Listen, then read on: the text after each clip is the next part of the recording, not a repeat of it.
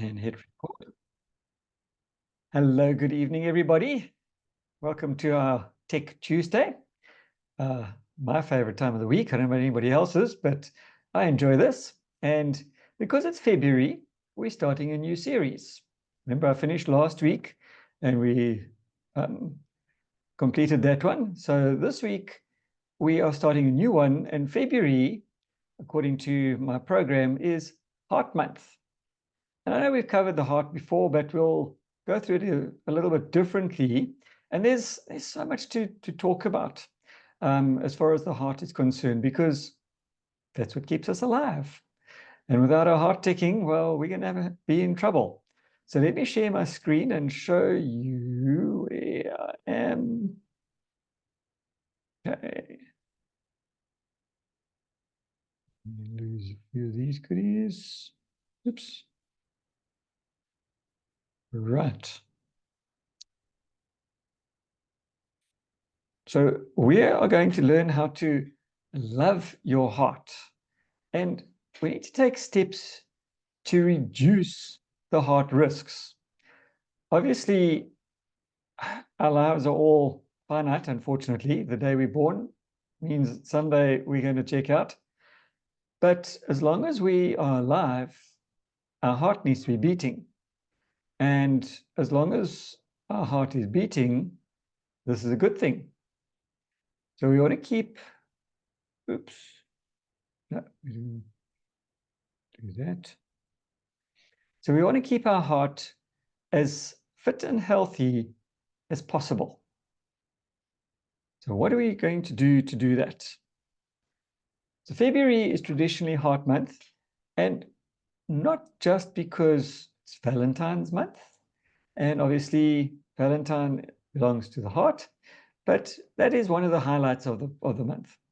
So February marks the American Heart Month, reminding us that heart disease still takes the top spot as the leading cause of death for both women and men in the US. And because most statistics are done in the US, I would say probably similar for South Africa as well. Now, what's the good part about this? Death is never good. But you've got the control to safeguard and boost your heart health. You know, we've got 2 eyes, we've got 2 ears, we've got 2 kidneys, we've got 2 arms, we've got 2 legs, we've got 1 heart. It starts beating approximately by the age of about, I would say, a month post-conception. It doesn't stop until the day that you are no longer around. So your heart is a muscle that works extremely hard. And if you are very active, your heart's going to beat more. If you're not very active, your heart's going to beat slower. But like with any muscle, if you don't use it, you lose it. So the NIH and other government organizations are on a mission to up our knowledge about heart disease, aiming for longer, healthier lives. Because with modern medicine, it does tend to keep us alive for longer. But unfortunately, we also tend to be alive for longer and sick for longer. Because, as you know, for most people who are following me, I'm in the medical field. And it saddens me to see when people get above a certain age, and I get quite frustrated at times because when people hit their 40s, they seem to think they're old. And they spend hours in the doctor's waiting room because they haven't looked after themselves when they were younger. And now they're being kept alive by medical science. Not healthy, not happy, but alive. Technically, if you are on a ventilator machine in ICU, you can be kept alive indefinitely. But Is it a life that you actually want to live? I want to be out there breathing, pain-free, running around for as long as possible. So don't mess around with your health or with your heart, because heart can be treated, but I don't think you're going to be too very happy with the result, because you're still not going to be able to do a lot of things. And heart health can be extreme, or heart surgery can be extremely expensive. Studies show you can dial down your risk of heart disease by just picking up some smart health habits. And we're not talking anything dramatic or drastic or expensive, simple things. How? To keep your heart in top shape, start by figuring out your personal risk factors for heart disease. And remember, everybody is unique.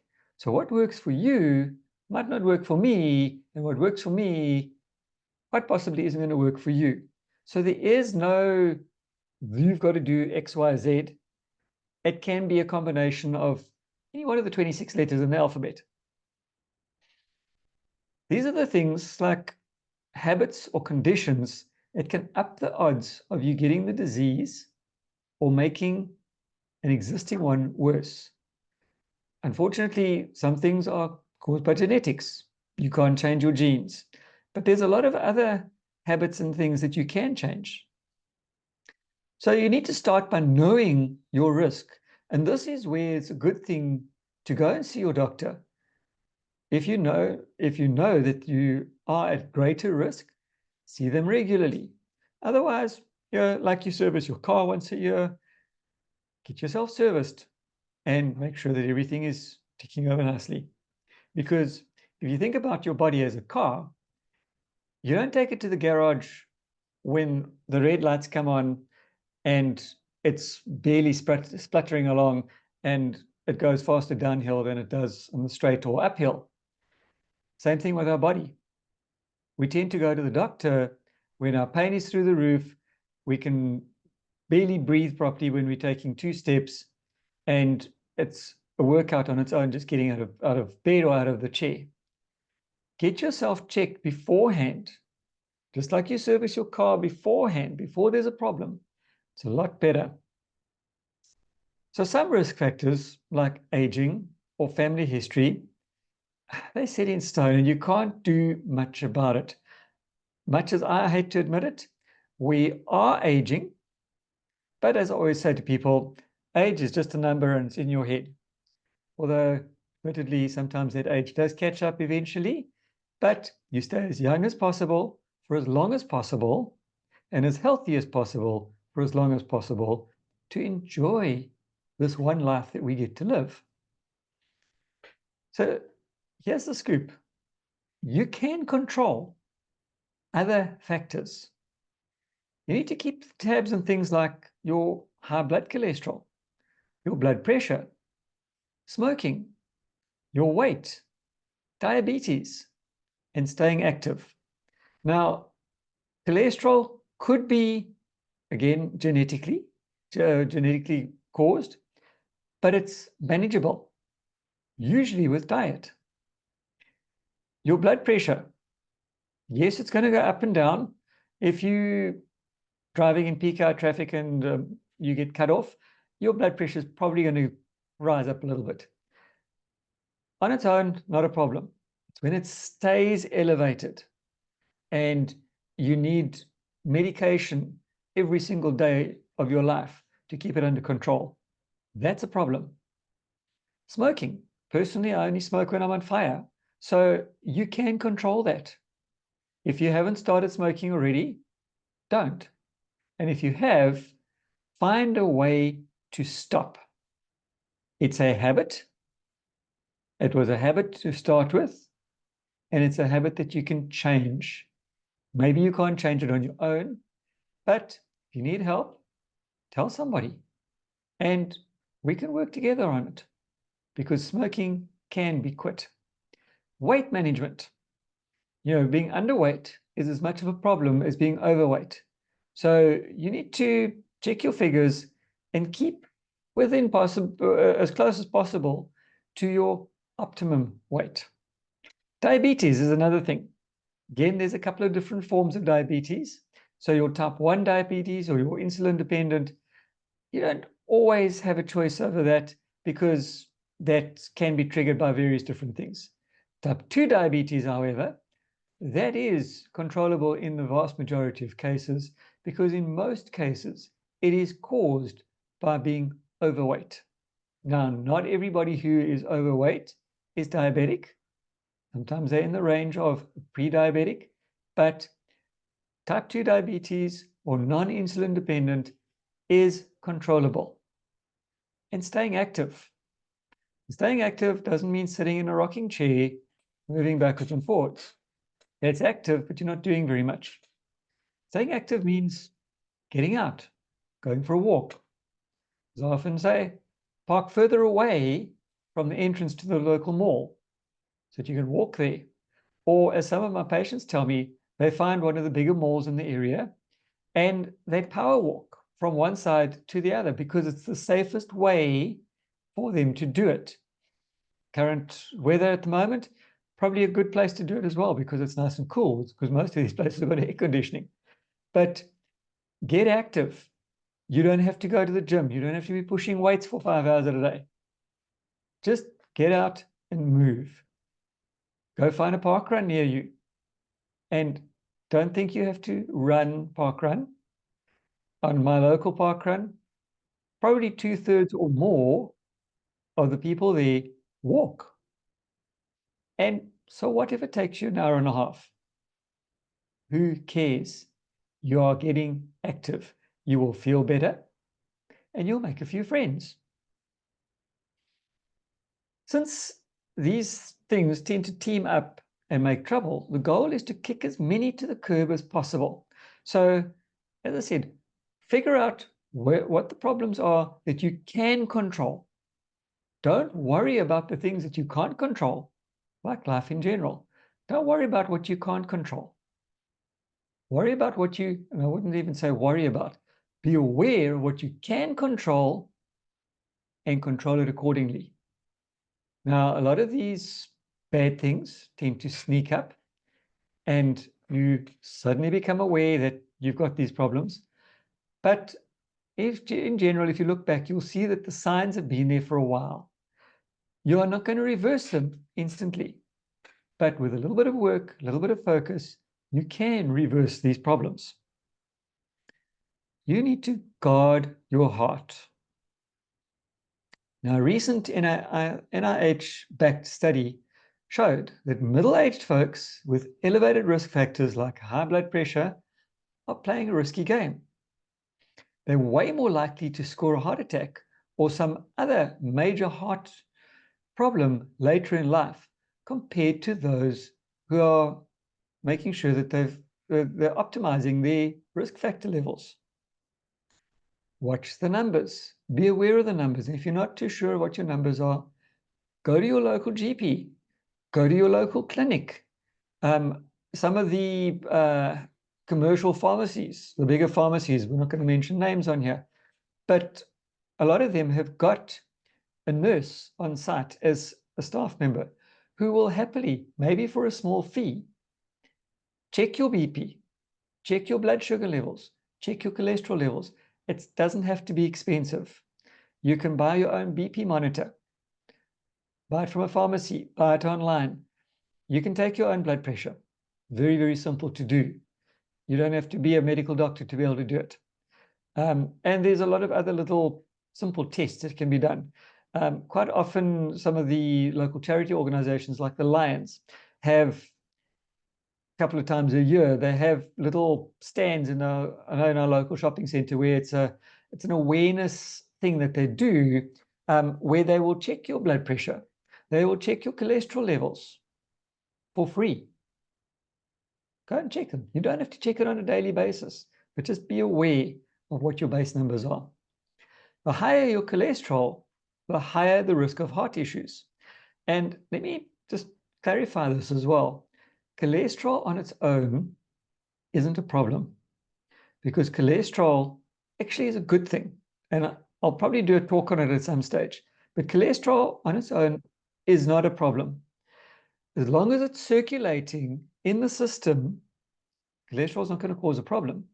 It's when it stops and it oxidizes in your veins and arteries and it blocks them up.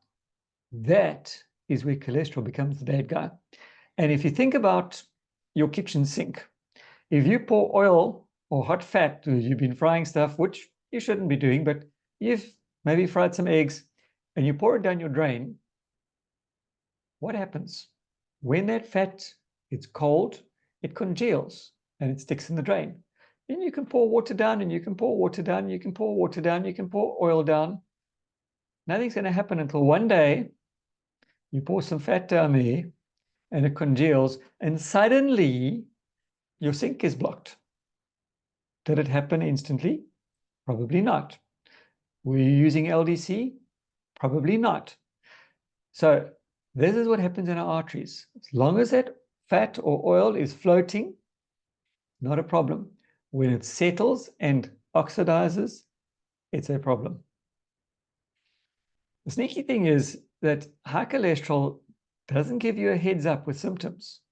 So you have to get it tested, which is why they call it the silent killer.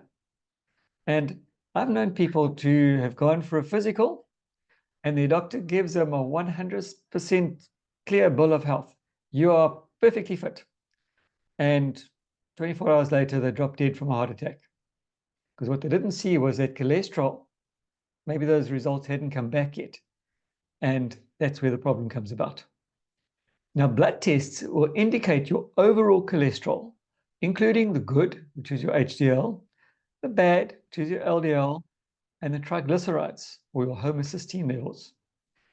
And think of it like your heart health report card. Just like those who go to school, you get a report card. This is what these blood tests will do. Blood can tell you a huge amount of things.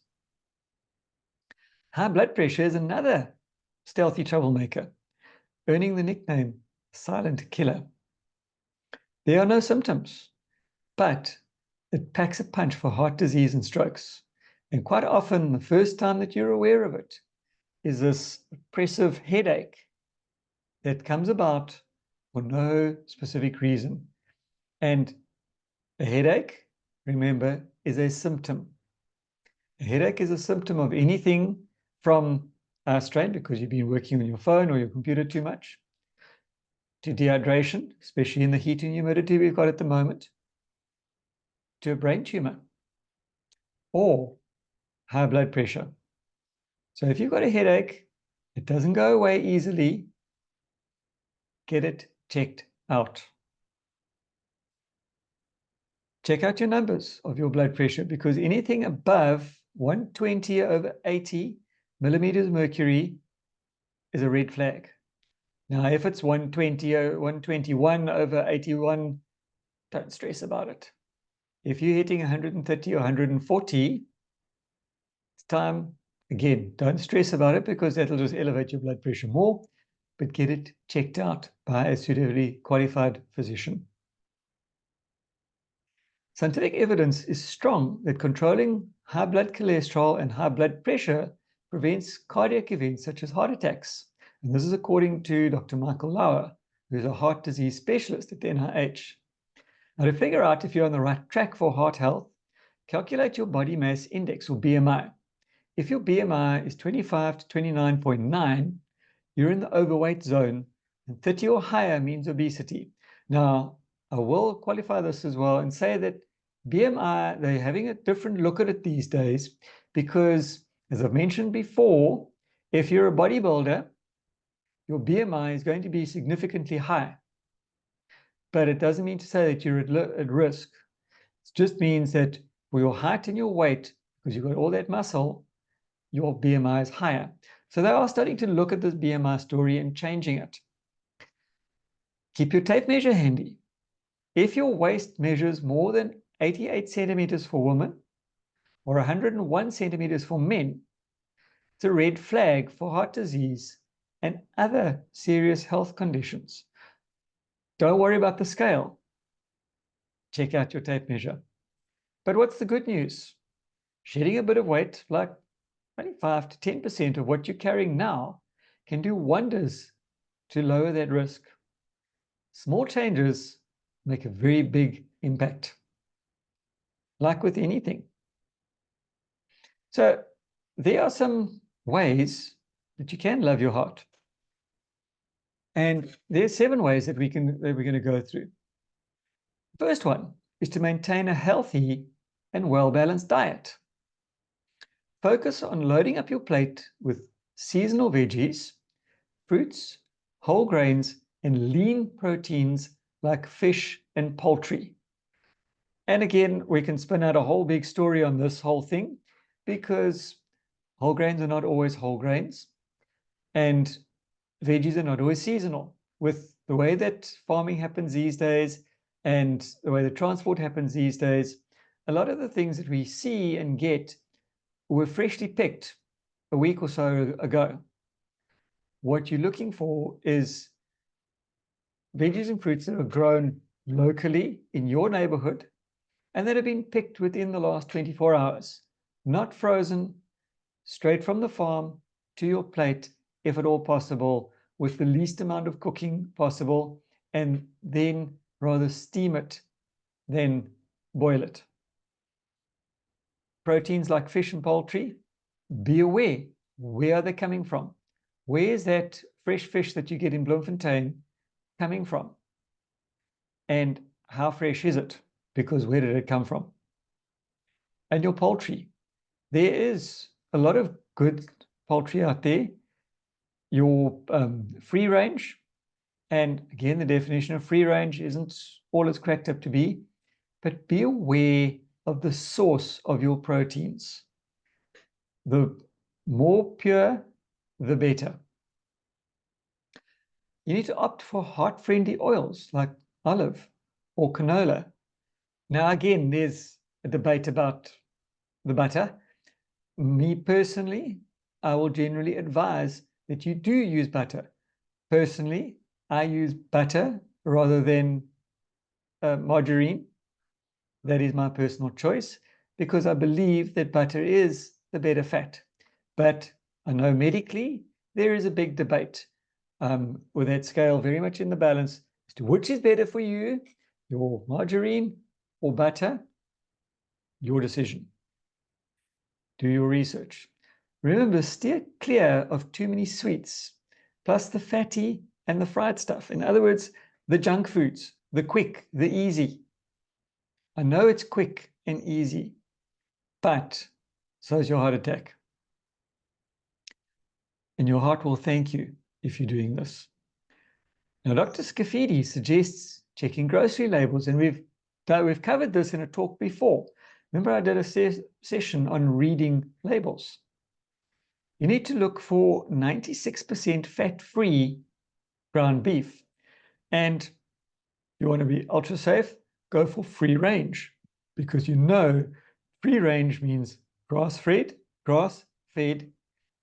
and generally not given routine antibiotics or anything like that. Lean chicken, again, free range. Fish, wild caught, preferably not near a river mouth, because rivers bring out a lot of muck from land. If you look at our local rivers here or local sea at the moment, the rivers, because of all the rain we've been having, have been bleeding out. And for the first couple of 100 meters from the shore, we've got mud. And it's quite fascinating to me where you see the river come out and you've got this mud stripe that's running all the way down the coast. If you eat fish that come from that muddy stripe, probably not a good idea, because there's a lot of toxins and other things washing out in that river. What you want to do is get deep water fish from places where you know that it's safe to eat. So be aware that these free-range things, your organic foods, are not cheap. But as I said before, neither are cardiologists. They are not cheap. So what is your health worth to you? If you checked out the price of coffins recently, or funeral services, they're not cheap either. Again, they will say keep red meat to a minimum, no matter how low in fat. I will add in my personal opinion on this one, that, again, too much of anything is bad for you. Toxicologists will tell you the poison is in the dose. So enjoy the red meat, but not too much. And be aware of where it comes from. I'm going to end that right here for now, just because we've got a few minutes over here. We've got about 8 minutes left. But I'd like to leave time for some questions or comments if anybody's got them. You got any questions or comments, please feel free to unmute before I stop the recording.